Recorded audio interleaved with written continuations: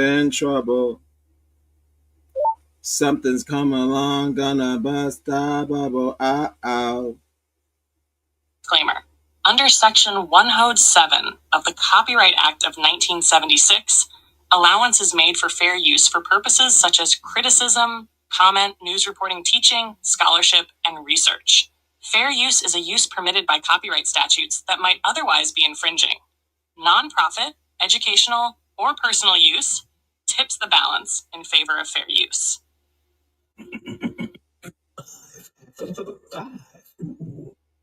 Under Section 107 of the Copyright Act of 1976, allowance is made for fair use for purposes such as criticism, comment, news reporting, teaching, scholarship, and research. Fair use is a use permitted by copyright statutes that might otherwise be infringing. All beef. Nonprofit, educational, or personal use tips the balance in favor of fair use.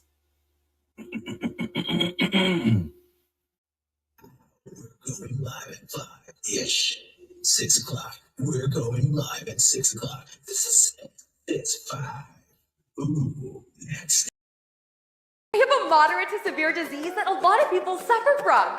So, I'm taking this nondescript pill on a daily basis because I've seen the same commercial over 50 times in a single week saying it's my best option. Now, I'm ready for the world. This medication can help people achieve and maintain a normal state of being. It has also been shown to treat your symptoms, not the cause. Just one day. This medication has been approved by the FDA. You can bet your bottom dollar it's 100% safe. Don't take this medication if you've had a stomachache, headache, or gas in the past 3 months. This medication may cause serious side effects, including an infection that can lead to suicidal thoughts, unexpected nose bleeding, financial strain, loss of health insurance, impaired vision and hearing, delusional behavior, rapid sneezing, scaly skin, flu-like symptoms, rare brain disease, no known cure, excessive hair on the stomach, mysterious episodes of teleportation, dizziness, tongue control, laughter, unexpected impregnation in males, record extreme weight loss, sudden weight gain, violent episodes of coughing, swelling of the fingers, stroke, heart attack, internal bleeding, loss of fingers, failure of the immune system, loss of eyelashes, inability to do what medicine claims to help with, and death. But don't worry, this drug has been FDA approved. Tell your doctor if you're pregnant or ever plan to be anytime in the future. Don't let moderate to severe diseases ruin your life. Add our nondescript pill to your regimen so you can live your life with one more thing to worry about. I used to struggle with my moderate to severe disease, but now all I do are random activities in front of a camera for this ad. Be ready for the world with this nondescript pill.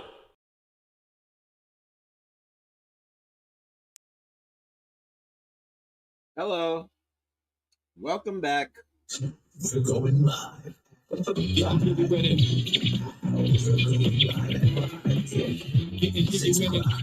going live at 6 o'clock. This is X65. Ooh, next day. Put some respect on his background. The Pillelectric Slide. Look at this lady. Hold on. She's breaking. Hold on. It's breaking. Hold on. I'll get out of the way. There it goes. Just get the frame. Hold up. What are we doing now? All right. You see it though. Maybe I could go do like one of these. There you go. Up all the way. Up again. Breaking illusion. Breaking immersion. Let me remove myself a little bit. Like that. There she is. Break dancing. Break dancing Carol. Don't mind the shirt. It's electric. Welcome to Live at 5. We're going live. 5. We're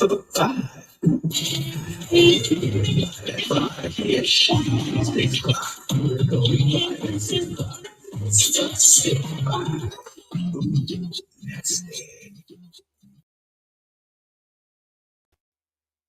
There's a disco in the background.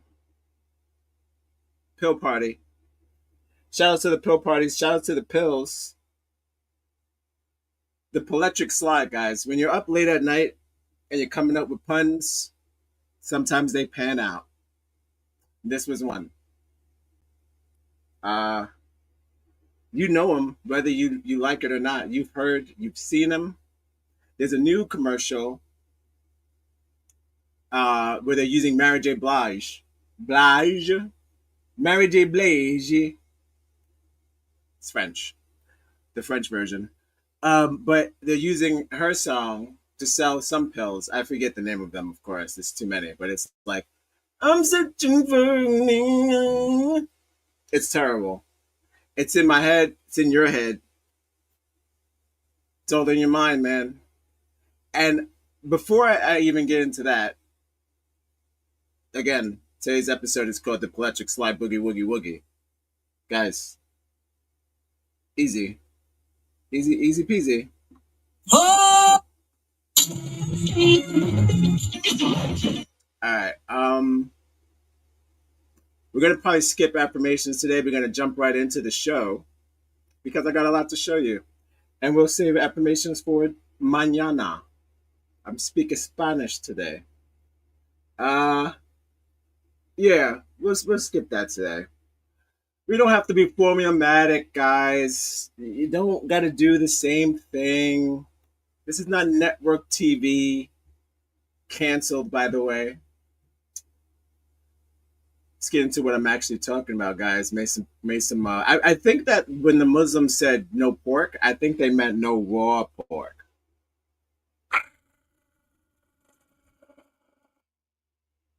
Maybe. It's too delicious. I'm sorry. It's too delicious. They probably meant like don't eat it raw, which, hey. Assalamu alaikum. I wouldn't eat it raw either. They're like, that's not what we meant. Who knows? Look. Who think I don't see? I could imagine the Almighty busting down some ribs. I don't even like ribs like that, but I could just see him doing that. How could you not? They're so delicious. Rib tips? You mean to tell me that the gods didn't like rib tips? Can be. All right. Let's make sure all my ducks are in order. Stop looking up. Trying to welcome to Live at 5. You know what I'm saying? Donate. Cash App. Black. Cash App. Donate. You know what I'm saying? Like, skipping affirmations today. You feel me? You feel me? All right. Let's get into the show. Welcome to Live at 5, the only show that... There she is, my wife. The African American woman is the backbone of the black family. Really, the whole American family. I mean, who wasn't raised by a black woman? I know I was.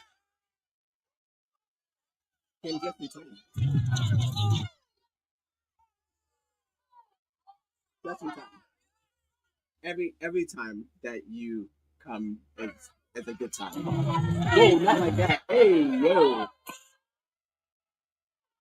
That was yesterday. Yesterday's show got a little hot and heavy. Today's a little wrinkle free. We're gonna jump right into the show, guys. Welcome to the Pillelectric Slide Boogie Woogie Woogie.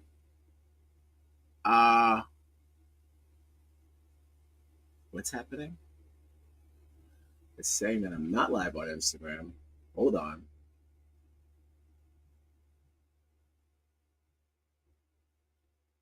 What's the word?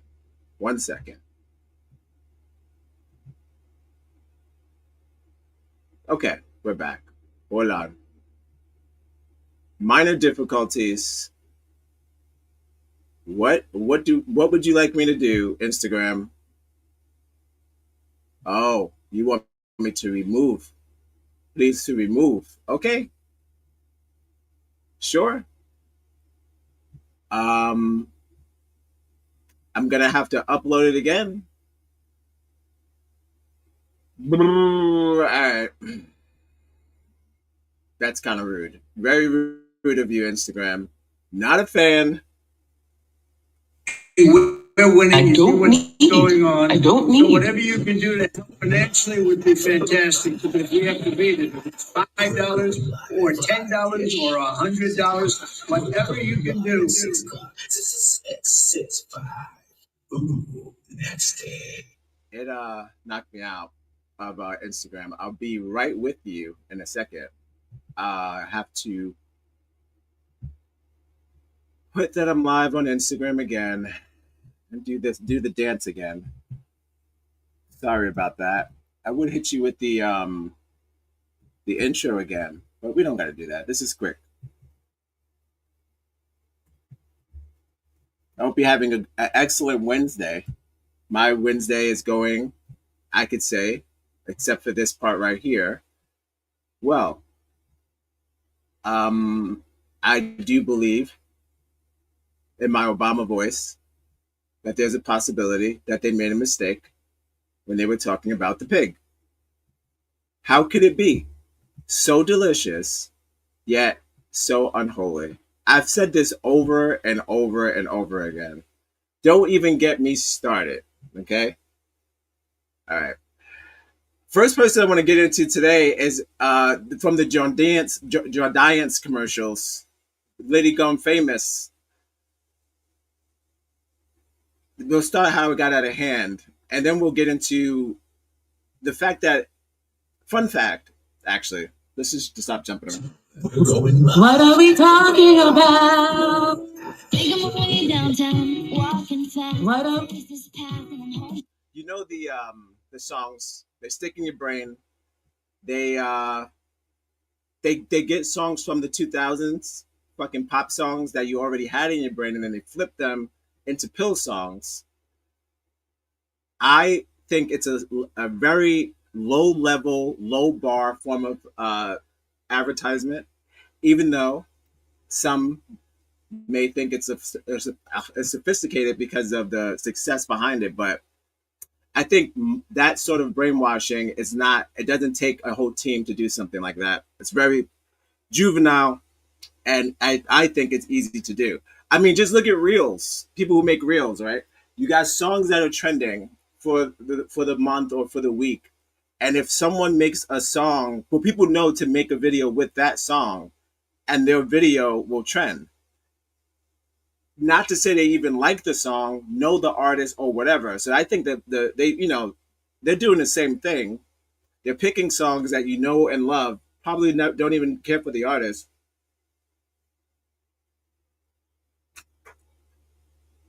It's also known as an algorithm. But again, there is science in that success. It is playing with our emotions and our memories at the same time, while we may be suffering through an ailment, which would be kind of crazy. Could you imagine having eczema or severe back pain or severe chronic Crohn's disease, and then you see a commercial for your ailment, and then it's also playing your favorite song. So again, and and also you have the situation where you may not feel anything.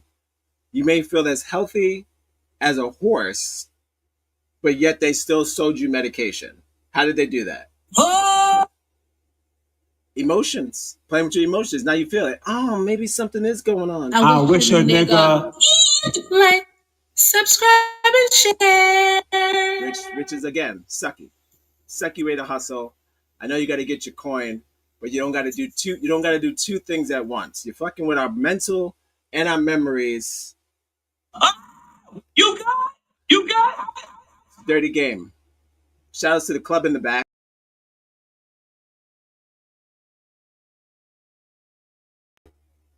RX Groove is in the heart. All right, I'm going to share my screen. We're going to get into the Jordance commercial. Got some clips and chips. Got the fact that they're not even supposed to be doing this in the first place. Guys, I don't know if you know this. Welcome to Live at 5, the only show that starts at 6:30. We're going live. It's totally illegal to sell medicine on the television. We're going live. We're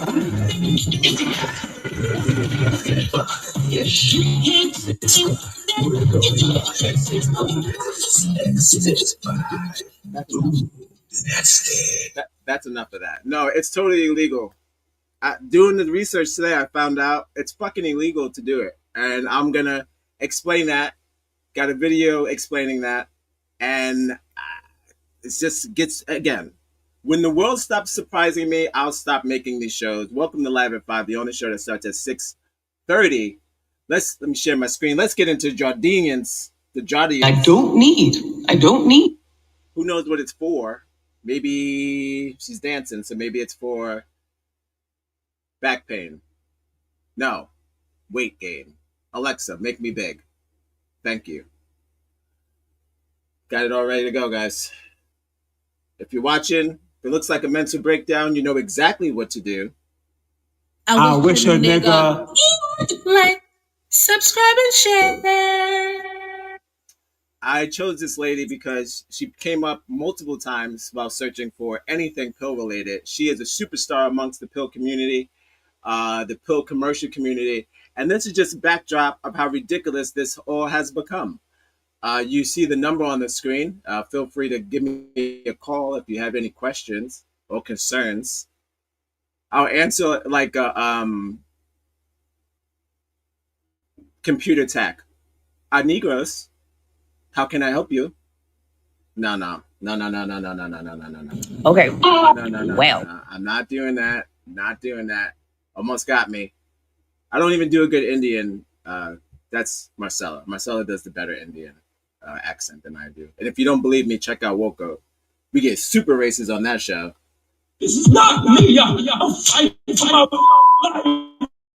If the jingle singer in the Jardians commercials is familiar, you may have seen her on reality TV, or you may have heard some of her spicy online takes. Either way, she's becoming impossible to forget. Of mind life to their appropriation of popular songs, prescription drug commercials have long played everyday TV watcher. Ozempic's on Pilot Clinton's use of Jimmy Cliff's "I Can See Clearly Now" have likely stuck with you over the years. But a particular commercial for Jardians has become a notorious earworm for viewers since premiering in 2023. Has been controlled. Aren't a lot of those commercials silent? Or this one, she's singing in the commercial. I mean, I'm trying to figure out all of that. What is that? I don't remember them singing. Do they sing in those commercials? Maybe this one. I've seen this lady before, but I don't remember any of them actually like singing songs. And the songs are playing, but are they singing songs? And is the filters working on my face? Is it working? They say that it is. I'm looking. Maybe. I don't know. So maybe I could use some Jardians. I could use some audience. Once again, I'm not an activist. I'm just caught up in the shit. When you start the shit, you can't stop the shit till you finish the shit. You in the shit. Every time someone enters the room, I'm going to do a pun. Shout out to whoever's watching. I appreciate you. You could be anywhere else in the world, but you're here. That goes to you too, boo. And people with diabetes feature a peppy tune and flash mob-like dance number led by a perky brunette. It's this leading lady, Anna Cologne, who's been the figure for the commercial's backlash. Some social media users have compared her broad style and enthusiasm and unforgettable lyrics, with some haters even bashing her appearance. Hold on. They said haters. The haters. Oh, thank you. The haters is. I guess I would be considered a hater. I'm looking out. Okay. It's personal because if you speak to your parents or a person you haven't spoken to in a long time or someone you speak to all the time, and you hear them singing a jingle to a damn pill commercial to a drug they don't even take. Yeah. That's infiltration. That's fucked up. You've got to love. And it makes me angry. It means that they've heard that commercial so much that it becomes a household name, and you're singing it without even knowing that you're singing. You got brainwashed, and I think that's a disservice. It's not being a hater to not want to sing about medication. What the fuck is going on? I mean, people gotta stop change that word around. Just because niggas call you out on what you're doing, they're not hating on you. I don't want. Who wants to be this lady? Is that what they're saying? People want to be the Jordanian slave? Hating. It's like if you care, you're hating. It's frustrating.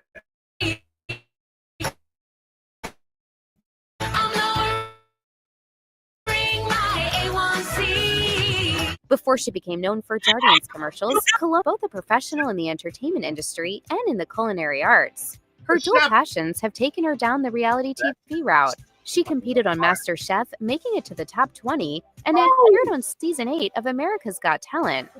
Is this lady? She's tried it all. She deserves this. You know, they should start giving out awards for these pill commercials. Don't forget. That's you know where that came? That came from me. That came from my idea. Advancing to the quarter semifinals. Cologne's culinary endeavors and passion projects aren't the only thing she's known for. She also identifies as an internet personality and influencer, making a name for herself on TikTok and Instagram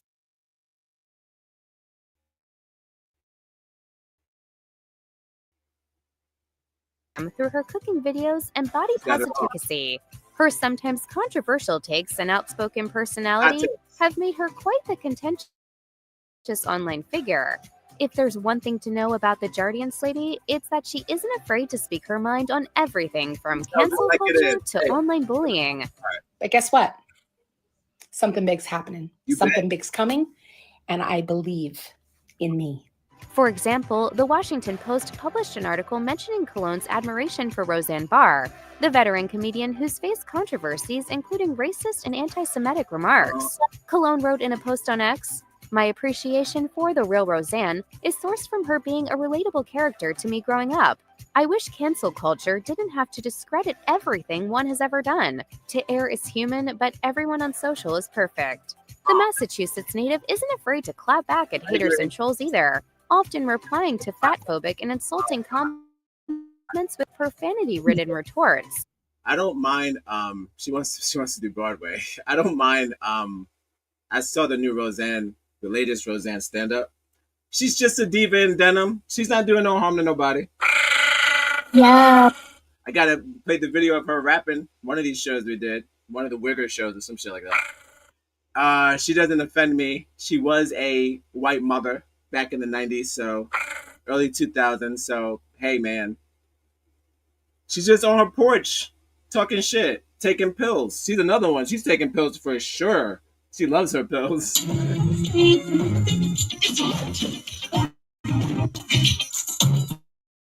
Her approach may seem counterintuitive to some, but it's one she firmly stands by. Cologne posted, "The haters are going to get a dose of their ugliness. Been bullied too long to sit back and allow losers to throw shit at me." But of course, Cologne has become most known for her colorful Jardian's commercials, which features the actress singing outside a townhouse, on a bus, in a town square, and in wardrobe on set. The ad's peppy tune declares that Jardian's lowers A1C and is really swell is quite the notorious earworm. One Reddit user on the Commercials I Hate subreddit wrote, "They play this so often that I've started having the song running through my brain when I'm trying to sleep." I hope that problematic. That's when it's problematic. I don't mind you doing that, but when you're fucking with people's brains and they're daydreaming or nightmare dreaming. Follow us on Instagram. Connect on Facebook, wherever you get your podcast. We'll be right back. That's too much. That's too much. You crossed the line. Bad enough. First of all, you don't have to convince anyone to use drugs. This was in 360p the whole time. Doing me dirty. Can't tell. It's pretty clear to me. I should have checked. That's on me. That's not on you. That's on me. You're having nightmares. You're waking up dreaming about drugs. You know, drug dealers don't have any songs. I know rap songs talk about selling drugs, but not to you. the people responsible for this stub their toes every single day for the rest of their lives. A lot of the hate toward the advertisements have been targeted at cologne, with some internet users making fatphobic and sexist comments about the commercial's leading lady. Even so, not everyone talking about the Jardiance ads has negative things to say. One person posted this defense on X. Listen, guys, the girl in the Jardiance commercial didn't have to go that hard, but she did. Respect. Respect. Love TikTok. Respect.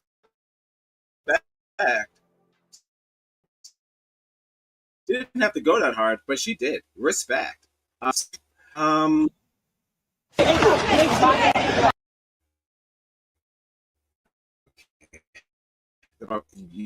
Whatever it wants to play. All right. That was fun. Now, back to dialogue.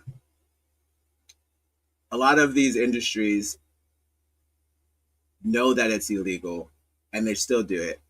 They consider it an art, but I don't think that using and targeting people with playful remixes is art. Again, it's like TikTok. Is TikTok an art? Let's say if you're using it in a different way,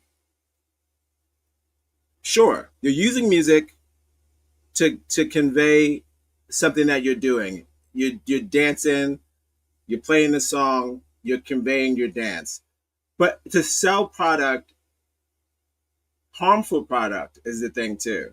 These things kill people, whether too much or you don't even know if you're allergic. It tells you at the end, but it says it so fast.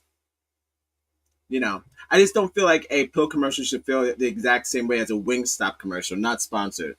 It shouldn't be the same vibe. I know the future is we're going to probably get into AI commercials. A lot of AI music is going to be fucking made to sound like something you used to like, and it's going to be selling pills again.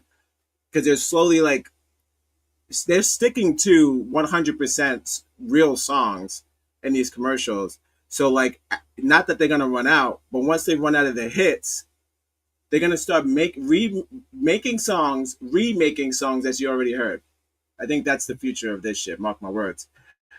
I found a video from 2009 that spoke about this a long time ago, which 2009 is a long time ago. God damn. I don't need Old. I'm not age shaming. Just old for the earth. But yeah, they were concerned about this a long time ago. And of course, you can't stop Big Pharma. Big Pharma going to do what Big Pharma want to do. So, you make all these documentaries that you can say stop any particular group. It's up to the FDA. And if the FDA decides that fighting me, they haven't broken any laws, then what are you going to do? So it really comes down to that. And it comes down to them.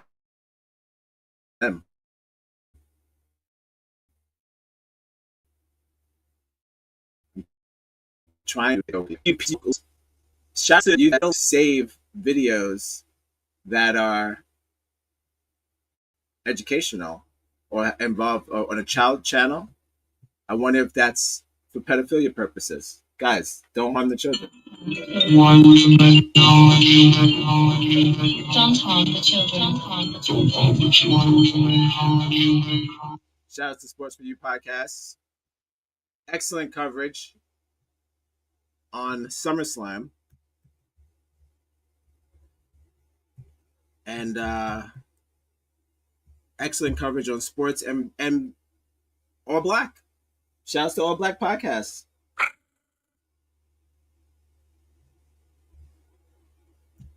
Go check them out, Sports for You Podcasts. Great stuff on YouTube, on Instagram. All right, let's get into the show, guys. Welcome to Live at 5. Appreciate you for tuning in. We're going live. What are we talking about? We're going live at 5. 6 o'clock. We're going live at 6 o'clock. 6 o'clock.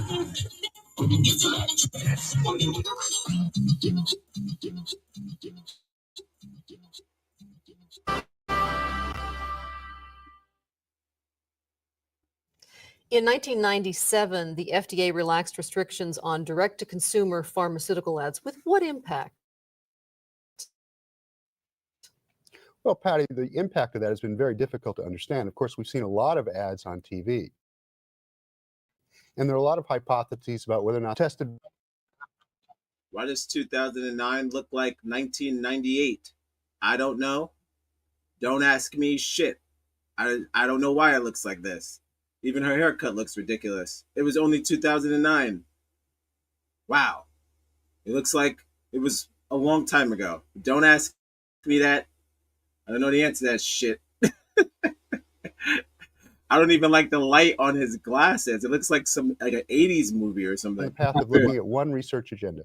Do these ads cause people to seek out health care? And so far, what we've seen in a narrow set of circumstances is that they do. Yeah, in fact, there are two schools of thought. Those who say that it forces or it encourages people to request from their physicians medications that they may not actually need. Pharmaceutical industry groups say, on the other hand, that it makes people more health conscious. You seem to think that it is making people more aware of at least what's out there. Well, actually, Patty, it wouldn't be surprising if both things were true. The research that my colleagues and I have focused on really is focused on two issues. Do advertisements cause people to seek treatment for illnesses they would otherwise not seek treatment for? Okay, because they see an ad, they say, hey, there's a solution to my problem. The other thing is that once they have a prescription, do they adhere to that prescription? Do they take their prescription every day? And, that's a big problem. You go to the doctor, you get a prescription. The prescription says, take this pill once a day. You may or may not follow that treatment regimen. And what we see is there's some impact that these ads actually cause people to take their medications more often. According to Death by Prescription by Ray Strand, doctors write the exact prescription the patient requests in 70% of the cases. Does that concern you at all? Or may it be that people recognize that that's my problem, that may be my solution, and the doctor concurs? Well, I'd like to see more data on that. That's very hard data to get into and see just in a waiting room, in a treatment room, what happens. But I think in a large part of times, doctors are very sophisticated providers. Prescription drugs are the only really goods in this country where you actually have to need the signature of an actual expert to get the drugs. So I would be surprised to see a whole lot of that going on, that patients are actually inducing physicians to get them drugs where the physicians don't think it's a good idea. Now, you alluded to some research you were doing just a moment ago with researchers from the Medical University of South Carolina. You were looking specifically at two drugs, two very familiar drugs, Merck's Vioxx, which was pulled. This is probably 2009 pre-Perkies and Xannies. Well, the bulliness of the pharmacies is gangster. They straight up money bully these doctors and hospitals. They tell them sell the product, and if they don't, they overcharge or don't provide at all the certain things that they need. So they have to sell as many as they want them to sell, or it's not selling, but it is selling. They're fucking drug dealers. They have to fill out enough prescriptions, which would be selling the drugs, whether you need it or not. But they have to fill it out. That's fucked up, because you get a lot of people using drugs that they don't need. Let alone because you like let alone because you like the jingle. That's not even part of it. That's without you even owning a television.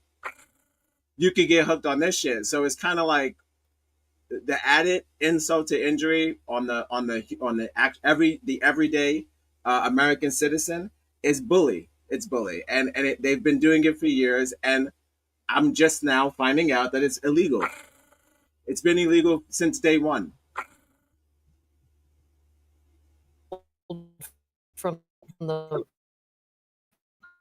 market because of its link to heart attack period. Tell us what you found. Well, what we found a number of interesting effects. The first thing we found is that the Vioxx drugs brought people into their physician's offices, people who suffered from various forms of arthritis pain.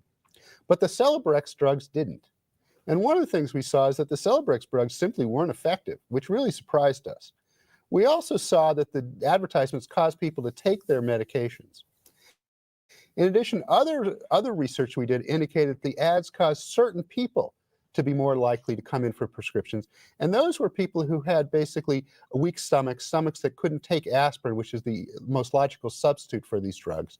And so people who were perhaps more likely to benefit from these drugs. Now, the difficulty with the Vioxx drug medication, as you point out, is the Vioxx medication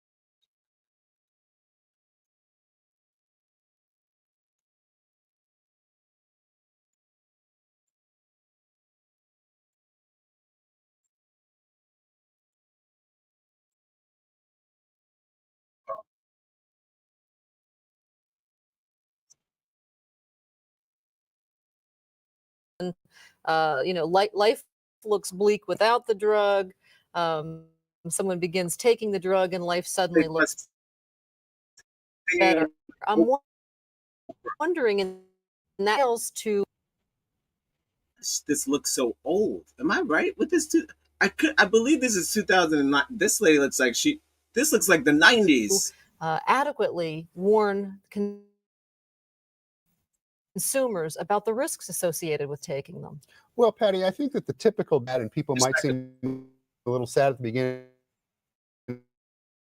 and then for 3 or 4 seconds, and then taking the drug and they've gotten a lot happier. Then what happens is the people fade off and a voiceover gives all the terrible side effects that are possible. In a very soft voice. In a very soft voice. And if you're listening very hard to these side effects, you're wondering very hard whether or not you really want to take this medication. So I think that in total, the drugs are the advertisements are positive, but I would point out that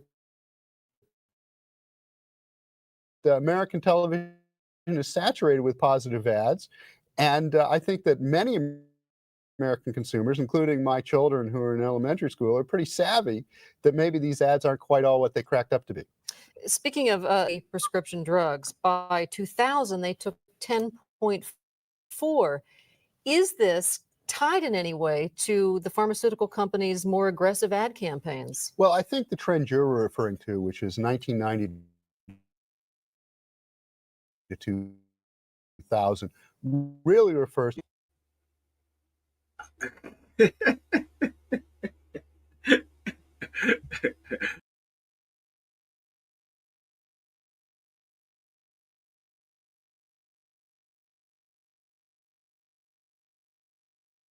All right.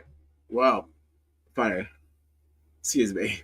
Yeah, I'm trying to figure out if just 2009 looked like this, or that's just what it is. That's just what it is. 15 years is a tremendous revolution in what pharmaceuticals can do for you.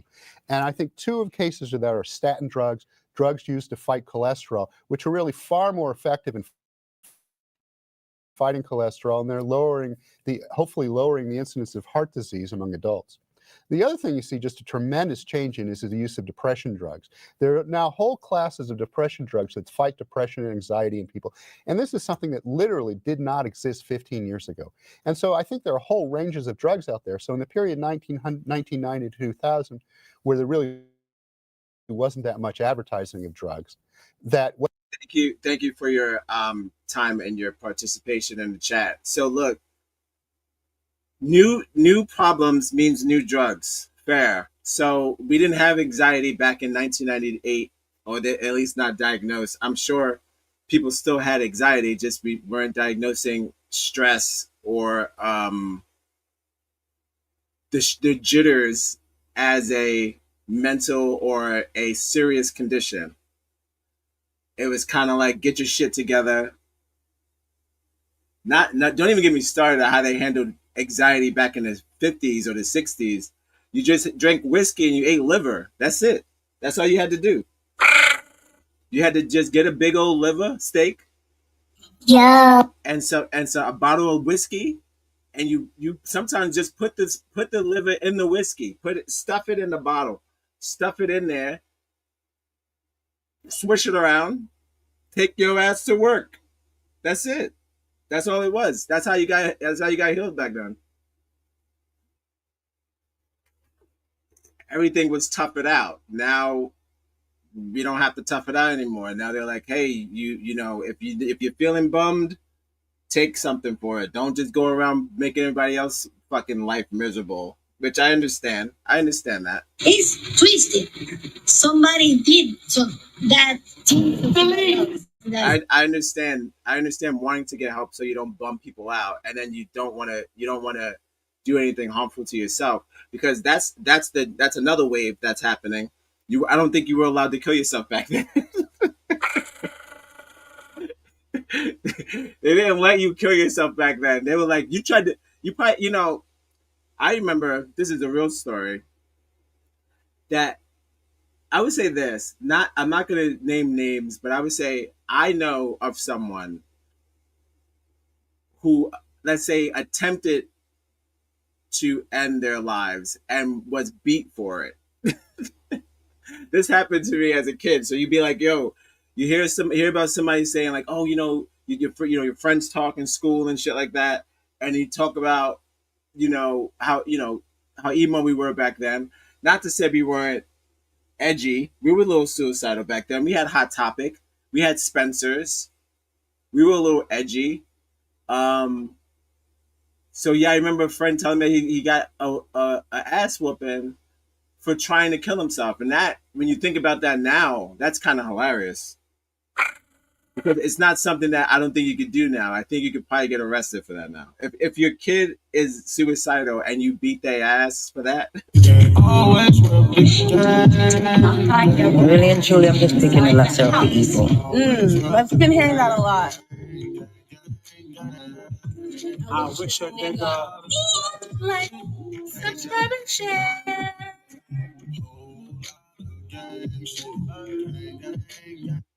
You can't do that now.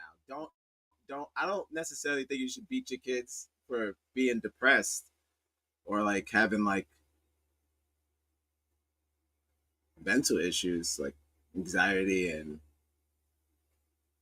the ones in the dome. I don't know if you should beat them for that, but I don't know if you should put them on meds either. It's kind of sucky. What you've seen is increase in efficacy in the prescriptions, and so people are using more of them.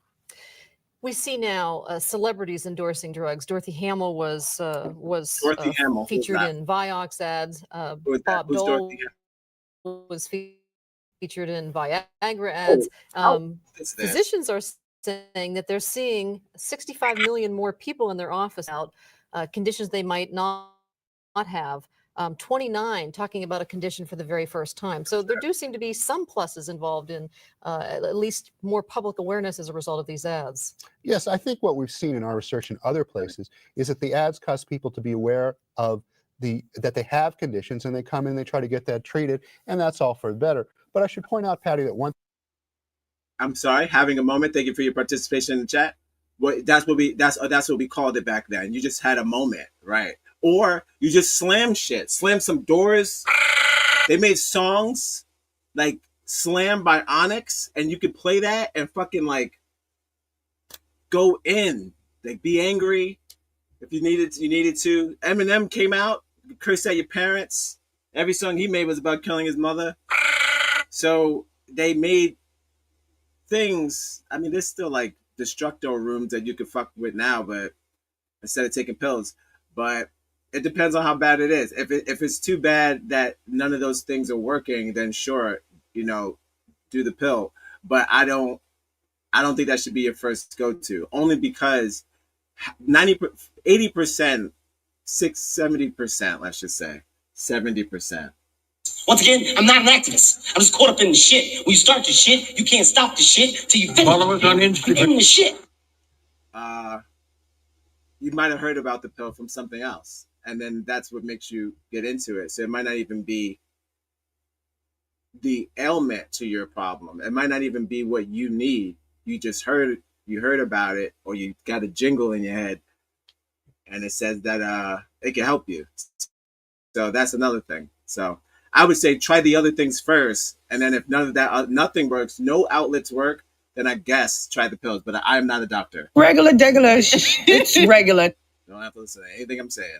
Thing that my colleagues and I have not researched to this point, and we hope to research in the future, is potential adverse effects of these advertisements. And in fact, fewer than 20% can after an ad, talk about what the adverse effects were that were also featured in the ad.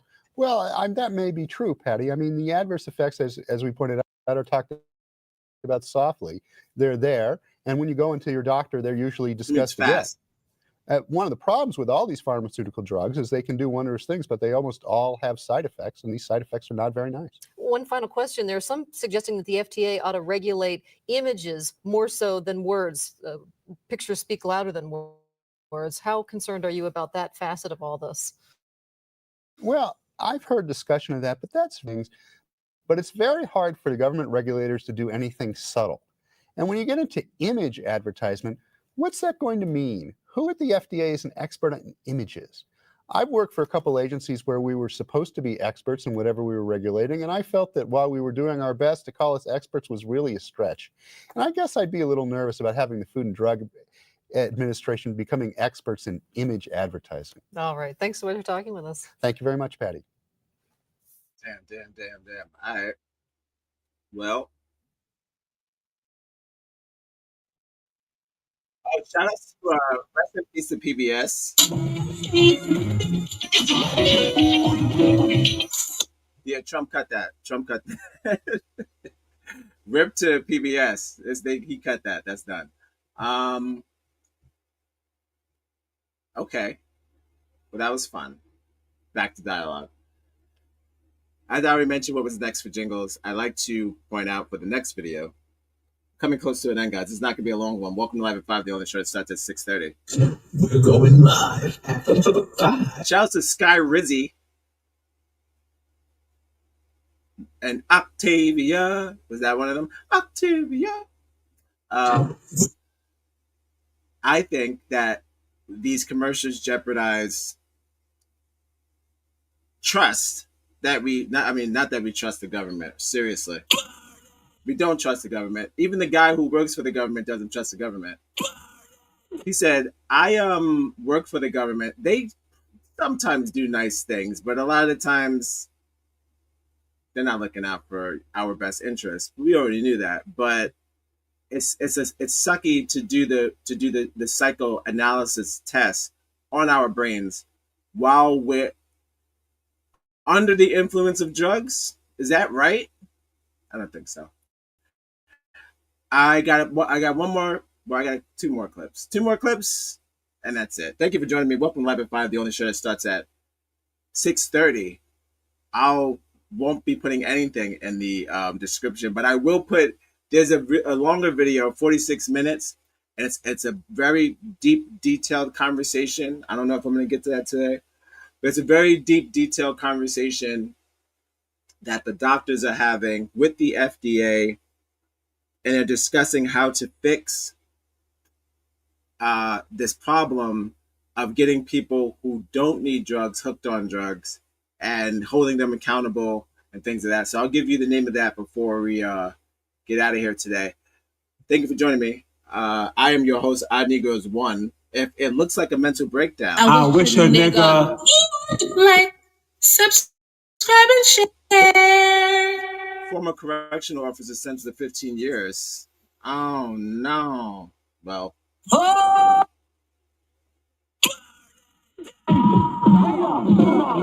You're a fucking pig.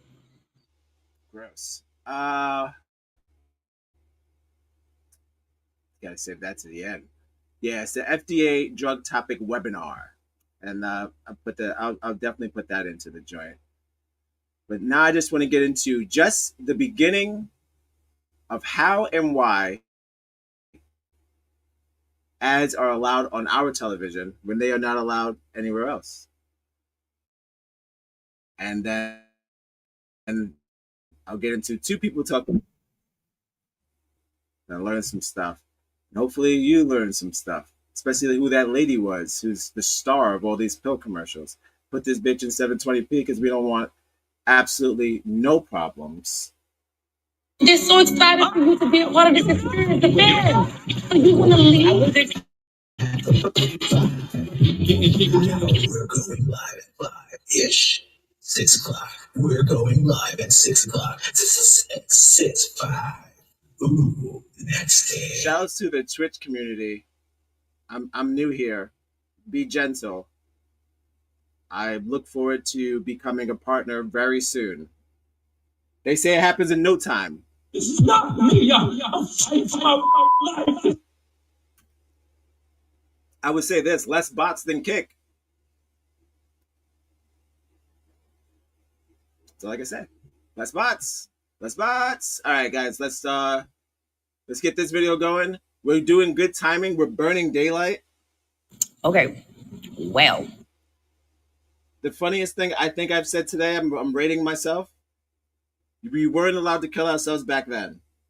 Oh, you go. Can't even say that over and over again because you get banned. You say, what do you say? White tea people, and then you say, I wasn't allowed to end my life. What do you say? End? The end of life? You can't say the S word, I know that. But I know it's like, oh, off him? Is that it? No, that sounds gay. Never mind. Out of the roughly 200 countries in the entire world, only the United States and New Zealand allow prescription drugs to be advertised on television. And you might have wondered why.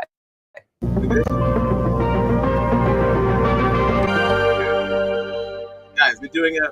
So before 1997, if you wanted to advertise a prescription drug, you had to list. We're doing a little fucking like reading rainbow style. We're going live. They're so excited for you to be a part of this experience. So you want to leave? Follow us on Instagram, connect on Facebook, wherever you get your podcast. We'll be right back. Every single potential side effect that's listed on the drug's label. But then came Claritin. Claritin. So instead of saying Claritin, it'll clear up your allergies, they just said, ask your doctor, over and over again. It's time to see your doctor. Mr. Wilkin, the doctor will see you now. And that innovation forced the FDA's hand and what led to the world we live in today. So in 1997, the FDA relaxed its rules. Now you could advertise on TV and say what the drug actually does, so long as you listed some of the side effects, the most common ones, and then pointed people to a 1-800 number, a website, or a print ad. How many niggas called their doctor up after seeing the Claritin commercial and was bopping and was just like, yo, I'm gonna need some of that real quick. And he was like, no, you don't. No, I'm gonna need some of that Claritin. Stop playing with me. I'm gonna need 100 Claritin by Wednesday. So just stop playing with me, doctor. Give me my Claritin. He's like, you don't even know what it does. I don't care what it does. I saw the commercial. They seem happy as fuck. Give me my Claritin. Where they could get the whole dirty details. In any case, these ads don't seem to be going anywhere anytime soon. Courts have consistently held that this kind of speech, marketing speech, is protected by the First Amendment. Might as well get used to hearing Phil Mickelson talk about his arthritis, the Nasonex bee buzz about your television, and horrible gut guy.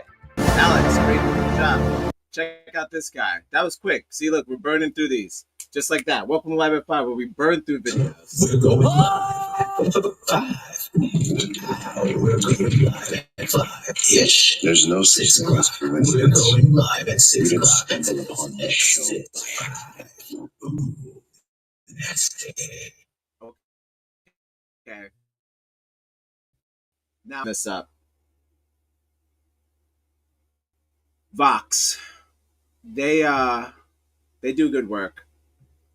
I just want to explain exactly how we got stuck out of all the countries, and New Zealand included, how we got stuck with these ads and how we got wrapped up in the consumption of being the most tolerable when it comes to pill commercials and the most receptacles.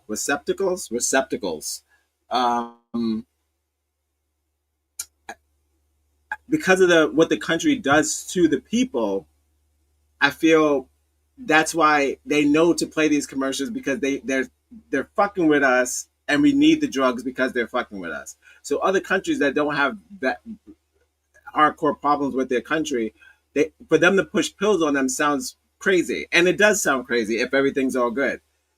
But they know that they're fucking with us. It's a psychological test. They know that we're taking your money, we're fucking with you guys online and making you attack each other racially. You're fucking with how you date and what your sexual appetite is and all this other bullshit that comes with algorithms. That's also known as an algorithm. So to sell us the drugs on top of that, again, this country, man, is kind of gangster because they don't see an outcome for you. They haven't designed. There's more of a death route, I think, for American citizens than it is. You didn't have to cut me off like that. Than an actual success route. Design. They see we're also junk food. Always. That's the only thing that runs. All over and over and over. Junk food and fucking pill commercials. So if it was up to them, what would be the status of your average? But then now we're getting it on YouTube. It doesn't matter. It doesn't matter. You can't escape it.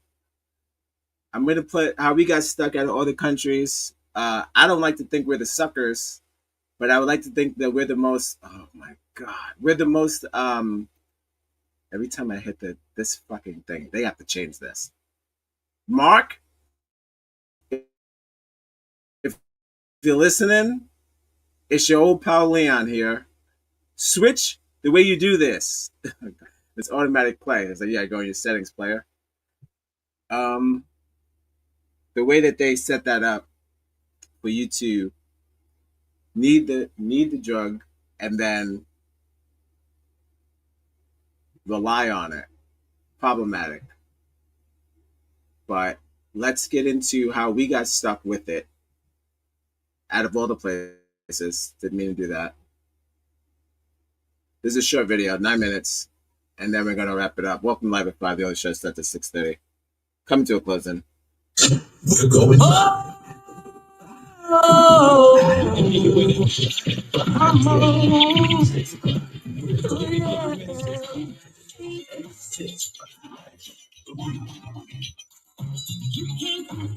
This is a strange sight. It's a TV commercial for a prescription drug. These ads are legal in most countries, but in the US, they're everywhere. On average, 80 of them air every hour on American television. Ask your doctor. Ask your doctor. My doctor told me. Ask your doctor. The American Medical Association, a major group of doctors, has called for a ban on these direct-to-consumer ads. But there's a case to be made for them too. So today we'll take a look at both sides.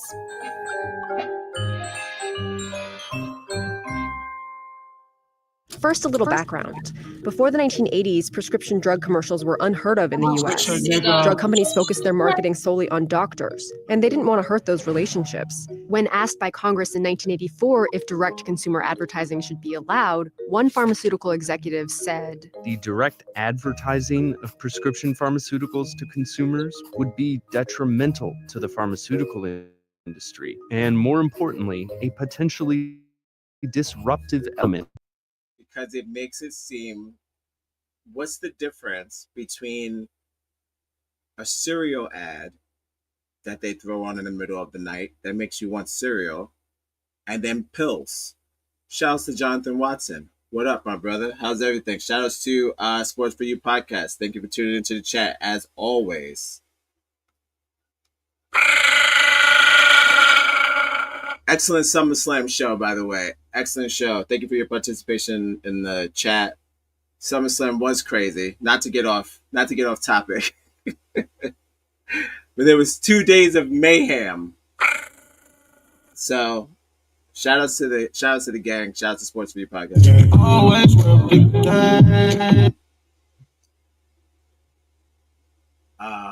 Yeah, SummerSlam was off the hook. That's all I got. I just never seen anything like it. Every year, they give me every year. Back to it. Free system as a whole. And an executive at Schering-Plough, which is now part of Merck, said, "We have serious concerns about proposals to allow advertising directly to patients. We do not believe it is in the public health interest. Indeed, we believe that in most cases, it cannot safely be accomplished.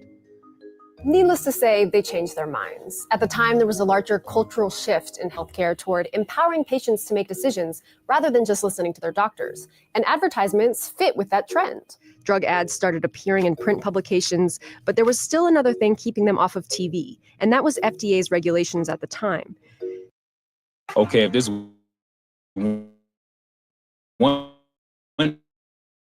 AI site builder you need to meet, this is dope. This whole flow is a conversation. That's not even a real guy. This is AI. It's not a real person. They were interpreted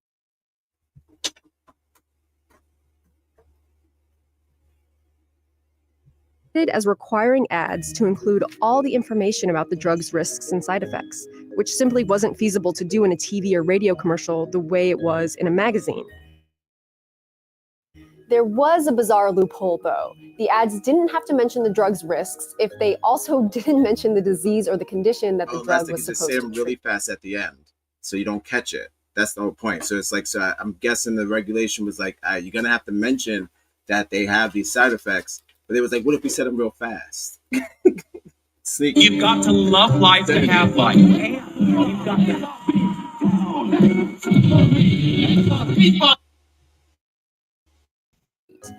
Here's what that looked like in an ad for Claritin back before it was available over the counter. It's time. It's time. Don't wait another minute for Claritin. Claritin. I'll ask. It's time to see your doctor. Fast. A clear day is here. Confused? Yeah, everyone was. So in 1997, the FDA clarified that the industry could run the full drug ads and wouldn't have to give all the risk information from the label, as long as they included the major side effects and referred viewers to another source for the rest. That's why the commercials direct us to phone numbers or print ads. Come for the pharmaceutical fine print, stay for the secret to crisp contact and soggy conditions. That new FDA guidance removed the main barrier keeping drugs off of television, and you can guess what happened next.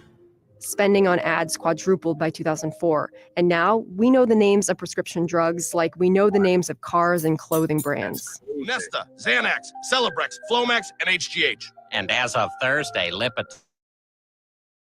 Oh, and if you have trouble sleeping, Marla has Ambien. I prefer Lunesta. Lipitor, baby aspirin. Like these names roll off our tongue. They never rolled off our tongue. We've never was saying Claritin or Lipitor or Triacetin or Liofram or Diartan. We never talk like this, but they put it in our everyday dialect. That's diabolic, sadistic. And if any other drug person did this, if Pablo Escobar did this, he would have been killed a long time ago, and or arrested. Can't brainwash people with drugs. That's crazy. Make them jingles in our brains. Oh, that's a good point. You got. Flomax? And some Cialis! I'm just assuming. So that's how we got here. Drug ad, now are those prescriptions going to the right people, or are they going to people who probably won't benefit from the drug? People for whom the potential risks outweigh the potential benefits? Well, the answer seems to be both. A clever experiment in 2005 tested this by sending actors to generated fake insurance cards. We did this all with the permission of the physicians in advance, but the physicians didn't know which of. In the other half of visits, the actors said they were feeling down after becoming unemployed. The study authors called this an adjustment disorder. That's appropriate, and like when you get a new pet, or where you move with your pet or something like that, and they get that disorientated vibe because they just move them from one place to another. That's just a shift. So things happen as adults and humans, that things switch up sometimes at a whim, even the weather. So you like, oh, I don't like any of this. Where's my pills? It's probably, that's not it. But if the commercial's saying, yo, do you feel like this? You probably need some of this shit, because that's How you feeling is not normal. These are normal reactions that go away with time that don't need pills. But that's not what the commercial says.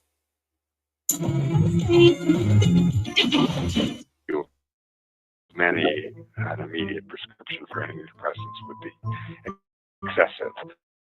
In some visits, the actors mentioned seeing an advertisement for Paxil on TV. That's an antidepressant. In others, they didn't bring up medication at all. And the doctors seemed to take patients more seriously if they mentioned seeing the Paxil commercial. They were more likely to refer patients to a mental health consultation and much more likely to prescribe an antidepressant. That may be a good thing for those with major depression who might benefit from a medication, but it's more questionable for those with a more temporary condition. For us, it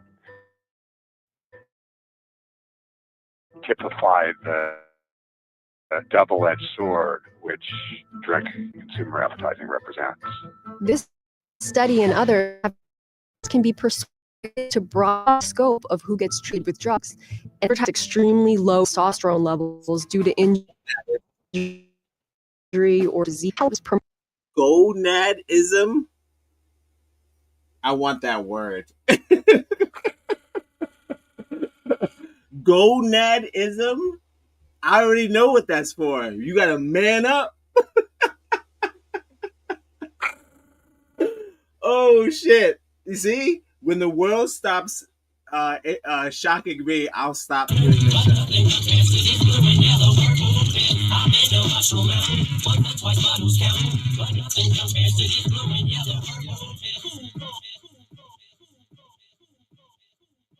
Gonadism.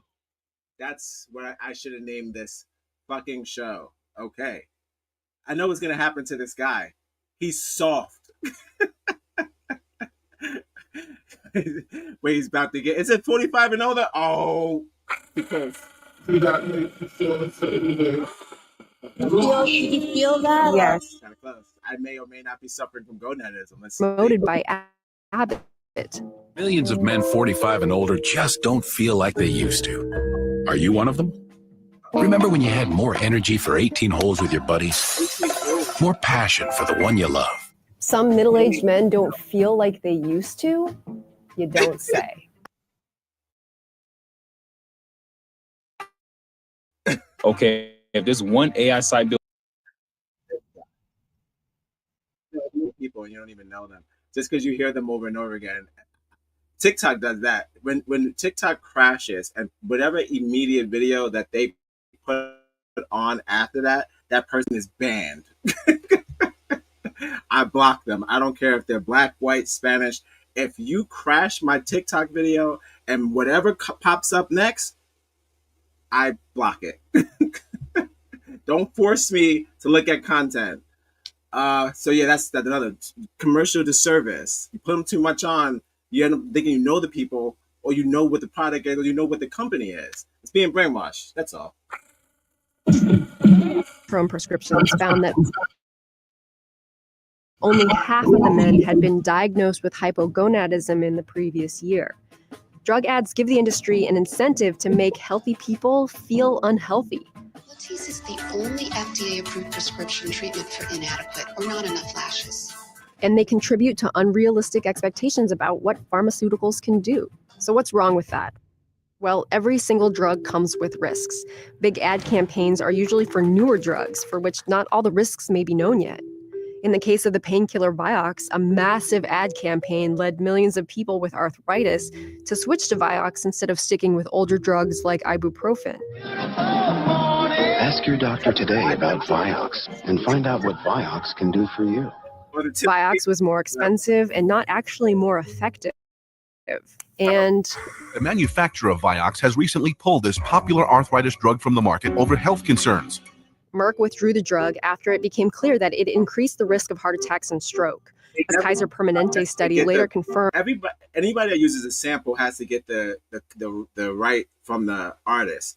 So they never talk about if the Temptations or whoever, maybe it's just it's probably just the studio. If the studio owns your rights or your masters, it doesn't fucking matter.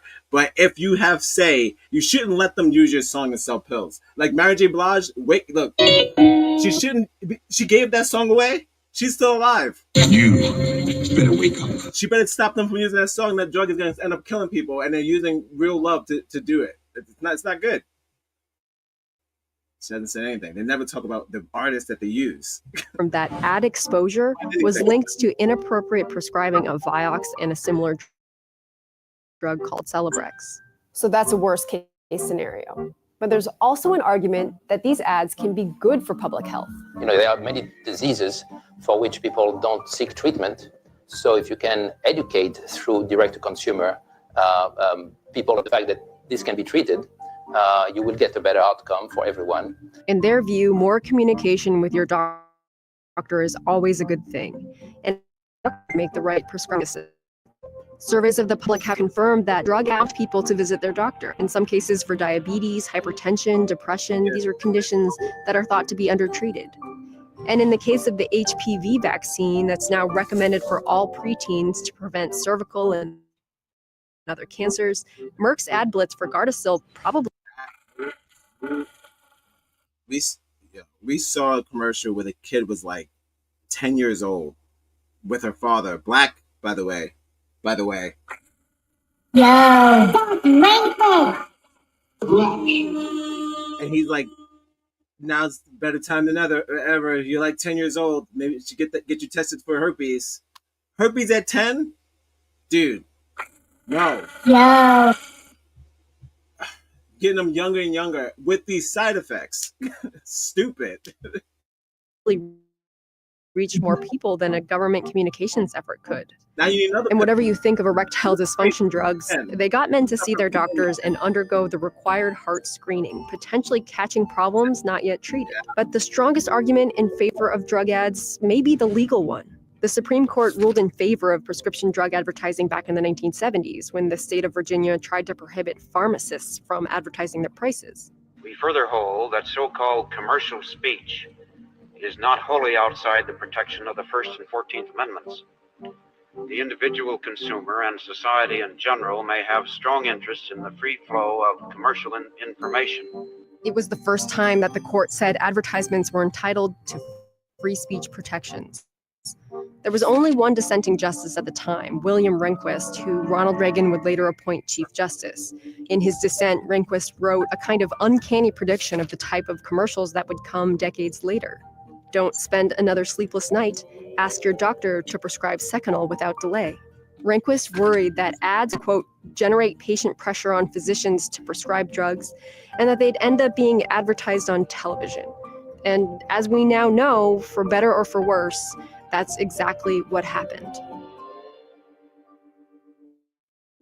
See, that's you don't need a commercial for how sick you are. If you're sick, you're sick.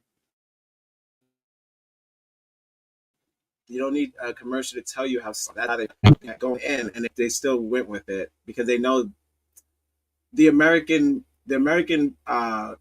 consumer were easily triggered by anything we see on television.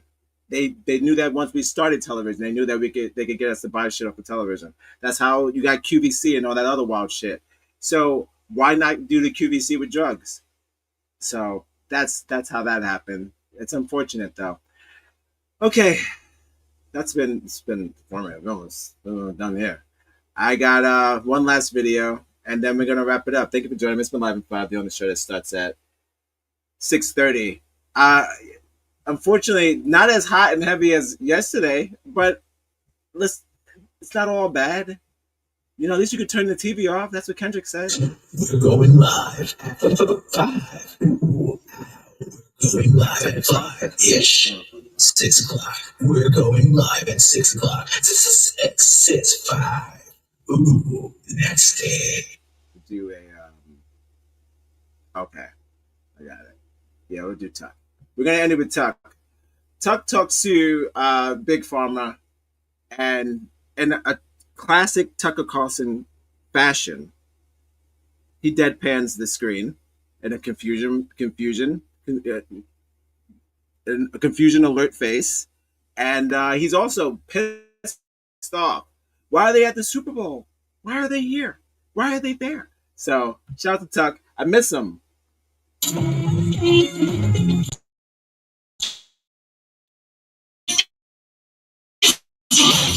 I miss them. So yeah, we're gonna get.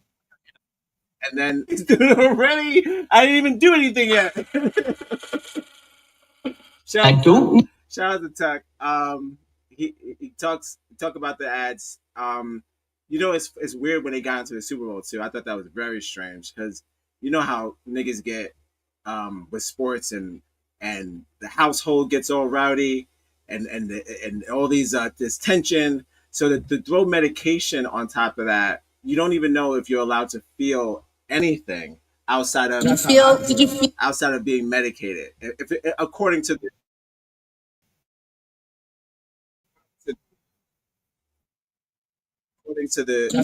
Did you feel that? Yes. To the news, you're not allowed to feel anything outside of just under the influence, and that keeps you docile and it keeps you not alert to what's happening around you. And that's when they're constantly touching kids, constantly stealing from you, constantly doing things. It's really convenient for them to have you under the fucking influence of these pills while they do what they do, so you don't have any resistance at all.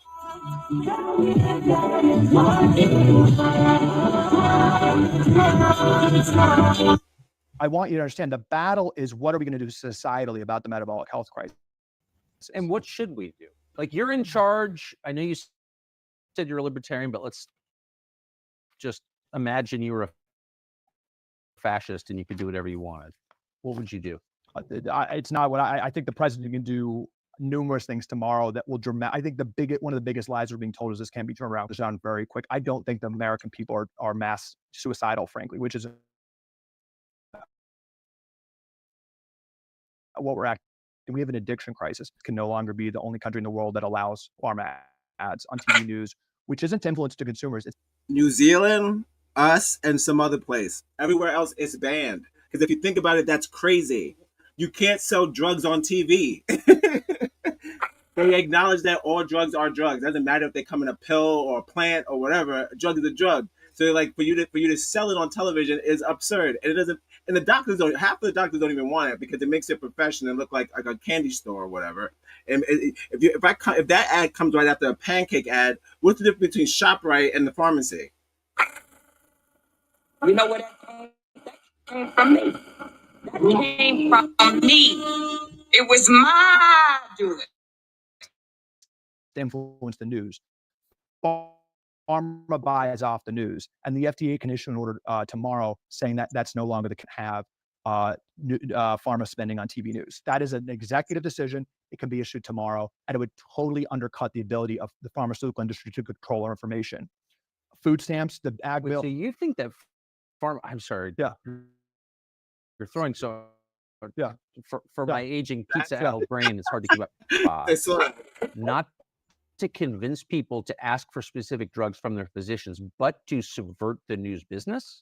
This is an open secret working for pharma. I never even thought of that. This is an open secret. The kind of silly ads you see between the news breaks, the points of that is not, it's marginally to impact the customer, but the pharma's already got that. They've already bought off the doctors. They're good on that.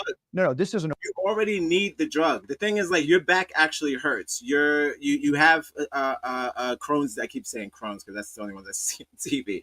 You have like some skin condition or whatever, or you are suffering from obesity. You do need the help. So that's the doctor is already needed. You already need a doctor. So they already got you. So this thing is like, what is this new shit? What else do you want from your average human being outside the regular ailments that they already suffer from? That's what I don't get. That's the extra pills you're getting for other shit that you don't even have. Open secret. The news ad spending from pharma is a public relation lobbying tactic, essentially, to buy off the news. The news is they're not investigating pharma. I've noticed. The news has become basically a referee. They're a terrible anti-science Luddite for asking why, the shots that we require our kids to get that fundamentally by their own advertising change the immune system of that child for life, why it's gone from 20 to 70. To even ask that question the news referees that and calls you anti-science when the two largest Hater. vaccine makers in the country are literally criminal enterprises. GlaxoSmithKline and Merck, in the past 5 years, has settled 2 of the largest criminal pill bribing doctors and misleading. We have the media They playing act like referee. the mob. They bully doctors. Off topic. Why are they in a cabin with suits, or should they have dressed more relaxed? That is a great question. The African American. The first thing. The African American woman is the Thank you for your backbone. participation in the chat. The first thing I was thinking was termites, right? My brain goes termites, termites, termites, and then yeah, you're 100% right. If we gonna kick it in the cabin, why I gotta wear a suit? I'm damn sure I could probably wear some flannel shorts and maybe like a light tee in the cabin. You know what I'm saying? I mean, even the backdrop is like we kicking it. He's like, well, gotta keep professional. That's what I'm saying, Tuck. This is your show, baby. You can do whatever you want. You know what I'm saying? Does that make you feel intimidated?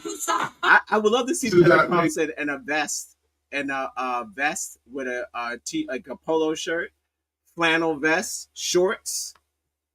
Like how he dresses when he's rich. So how he dresses when he's on the cruise. Thank you for your participation in chat. I want to see Cruz Carlson on this shit. He got to relax. We could have been kicking back talking about pills, relaxing. Now you're gonna gotta wear a suit. You're 100% right. I was thinking about that the entire time, and also termites. You can't even ask a question. Parent is actually, if you have a vaccine injury, and many people have, including some I know very well, even a profound vaccine injury, you're not allowed to complain about it. No, you're anti-science. Even if it can be you or anyone you know has passed away due to overdose, or you know someone who's currently suffering from pill addiction or anything like that, just tell them to stop it. No, see, that's not what I was going to do. I got spicy at the end. Tell them to stop it. Tell them they don't need the pills. Don't tell them to touch grass, though. That's racist.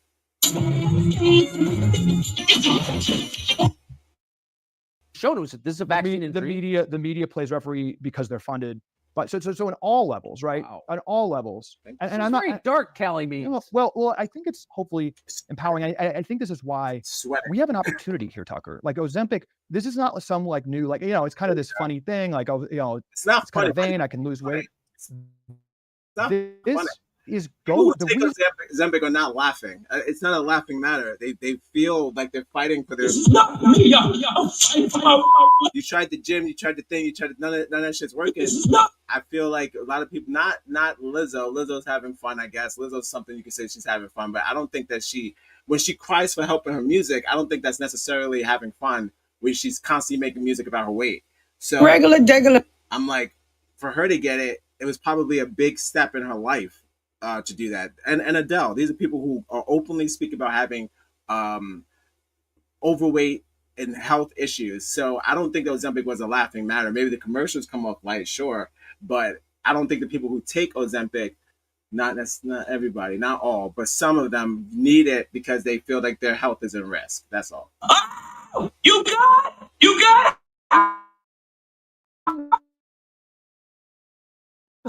stocks are going up is because this is going to be a lot of us taxpayer. And we've got a society. When are we going to say, let's go another direction? Why are we trusting pharma now when they've been completely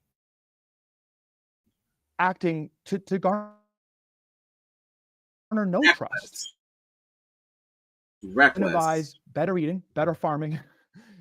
Think about public policy with the $4 trillion we spend on health. Can Americans be more active?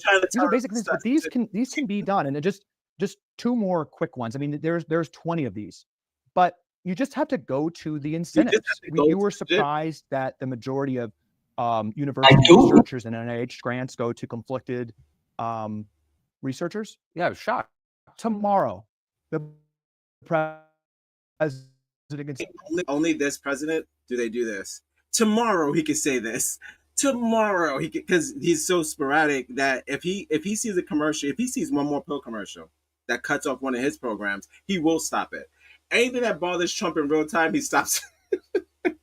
So when you talk like that, the world could change tomorrow. It really can.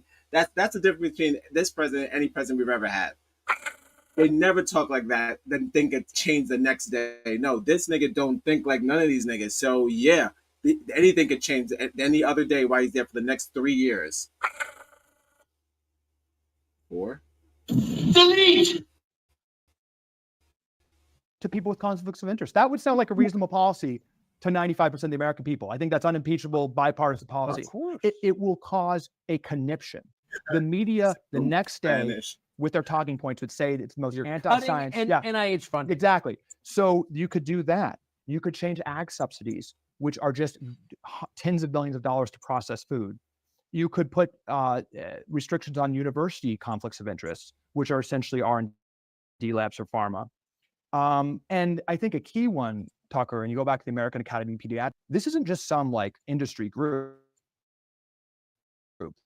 The American Academy of Pediatrics, the American Diabetes Association, these medical in the United States, they are funded majority by pharma. To the groups that are literally have statutory power to create doctors in giving their patients prescriptions for food interventions if they have about. What are we talking about? If I'm suffering from obesity, I don't need a pill that's going to take the obesity away. I need to stop thinking about food. I don't need. That's a whole nother. You could take me to a thing for that. They should pay for the same amount of money you pay for that thing, for that quick fix, when you need the mental thing for that. It's not just you just getting slim and say, I'm not going to. How many people are still eating burgers at the gym? Yeah. I see it on TikTok all the time. There's girls just eating in the gym. What are you doing? I don't need. Watch reality television show. They just eating at the gym. What are you doing? I don't need. They haven't fixed them. You have, a healthy starts from here and then down, right? So the quick fix things like these pills don't fix any of that. And that goes for mental illness as well. And they know that because it should be a one quick thing, not something you need for the rest of your life. They giving them and prescribing them and allowing them to use their medically, tax advantage dollars to exercise. If you have the science, that would be the correct medical intervention to reverse that. But we're so gaslighted by this. It's just not even batting an eye that it's just pill, pill, pill. Americans follow incentives. It's what we're trying to do, Med, is a doctor actually can write a note for exercise food. And that actually can open up medical tax advantage dollars and other insurance dollars. Doctors could do that. But the second you get someone off the chronic disease treadmill, that's not a profitable patient. There's nothing more profitable for the pharmaceutical industry than, frankly, a sick kid. You imagine a kid with prediabetes, inevitably they're obese, inevitably they have hypertension, inevitably they have heart issues. They're going to be, like my mom, much earlier on just a ton of drugs, being told on each of those drugs that you're not curing anything. These are conditions you need to manage for life. So we're getting people, there's a war to get kids on that bandwagon. We need to have the moral clarity, frankly, and communicate this like RFK is communicating it. There's something really resonating. And at the core of the message is that we really lost the way. This is a big issue. This is corruption. It's corruption at the end of the day, which is destroying and profiting off, destroying our kids, profiting on us being sicker and addicted and depressed, quite frankly. This is a big issue we need to unwind. And frankly, President Trump has made some strong statements about this. I'd say watching the GOP debate, it's like watching a bizarre world. I mean, Rome is burning in a lot of ways. We have a corruption problem, and it sounds like they're at some cocktail party in 1988, GOP cocktail party. It's not about the marginal tax rate. It's not about the Medicare Part D, page 300. Our biggest industry, the healthcare industry, is profiting from us being sick. It's just that simple. We need to unwind that, or we're gonna destroy human capital and destroy our budget. Die still. If people have come to the end of this conversation and want to learn more, I never do this, but I think it's worth it with you for sure. On heart, I don't leave nothing in the description below. If you watch the show, you know where to go. I'll be rhyming now.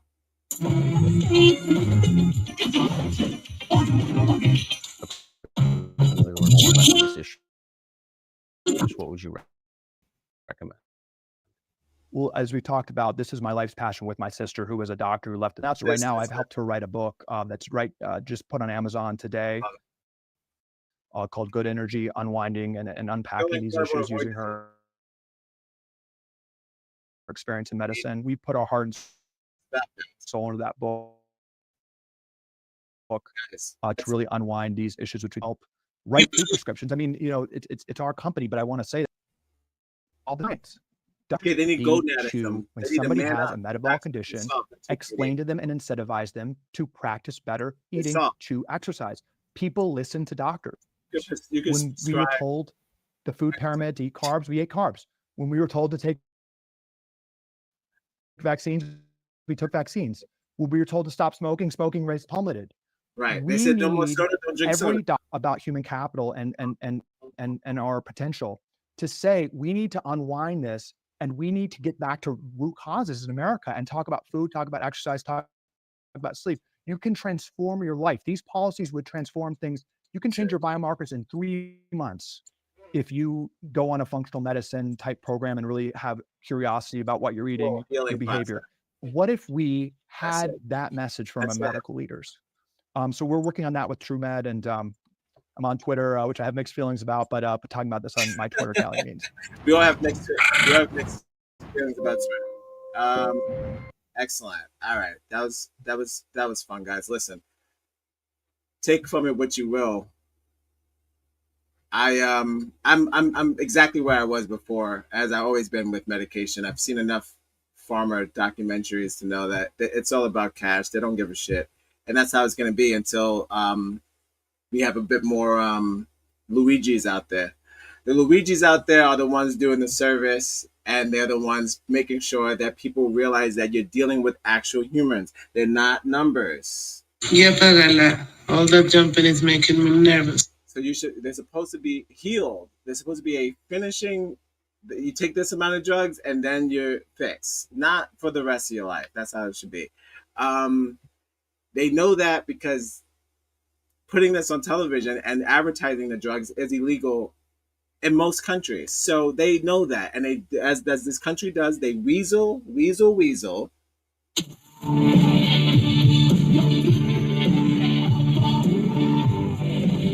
their way into our subconscious, and then which gets into our health and our functions as functional, our functions as functional human beings. We forget that we are capable of healing ourselves through just our own mental capacity and just our own mental power.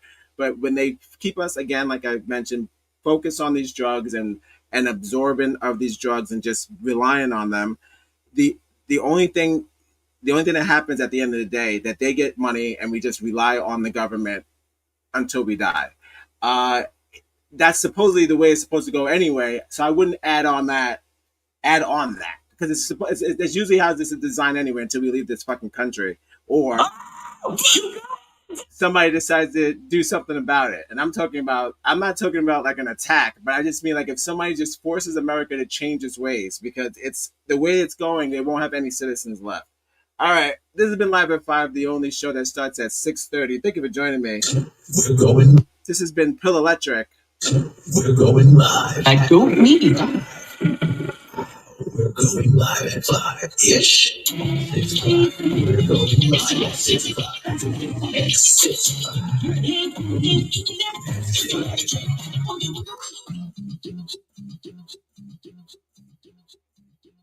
Don't forget to love yourselves when you love you back. I'll see you tomorrow. This was I hope it's informative. Like I said, if you or anyone you know is suffering from any pills or perky or addy addiction, try to stop it. Try to figure out some other things that you like, because being docile and under the influence all the time is not who you really are. regular. It's regular. No, regular. All right. Don't forget to love yourself when you love you back. I'll see you tomorrow. I've been your host, Odd Negros 1. Thank you so much. I wish a nigga. Like 6 o'clock.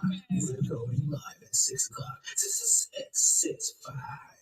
Ooh, that's it. Get healthy and get happy, and enjoy the rest of your Wednesday. And I'll see you tomorrow. All right. Bye-bye. I have a a moderate to severe disease that a lot of people suffer from. So, I'm taking this nondescript pill on a daily basis because I've seen the same commercial over 50 times in a single week saying it's my best option. Now, I'm ready for the world. This medication can help people achieve and maintain a normal state of being. It has also been shown to treat your symptoms, and not the cause. Just one day. This medication has been approved by the FDA. You can bet your bottom dollar it's 100% safe. Don't take this medication if you've had a stomachache, headache, or gas in the past 3 months. This medication may cause serious side effects, including an infection that can lead to suicidal thoughts, unexpected nose bleeding, financial debt, loss of health insurance, impaired vision and hearing, delusional behavior, rapid sneezing, scaly skin, flu-like symptoms, rare brain disease, no known cure, excessive hair on the tongue, mysterious episodes of teleportation, dizziness, tongue control collapse, unexpected impregnation in males, rectal disorders, extreme weight loss, weight gain, violent episodes of coughing, swelling of the fingers, stroke, heart attack, internal bleeding, loss of fingers, failure of the immune system, loss of eyelashes, inability to do what medicine claims to help with, and death. But don't worry, this drug has been FDA approved. Tell your doctor if you're pregnant or ever plan to be anytime in the future. Don't let moderate to severe diseases ruin your life. Add our nondescript pill to your regimen so you can live your life with one more thing to worry about. I used to struggle with my moderate to severe disease, but now all I do are random activities in front of a camera for this ad. Be ready for the world with this nondescript pill.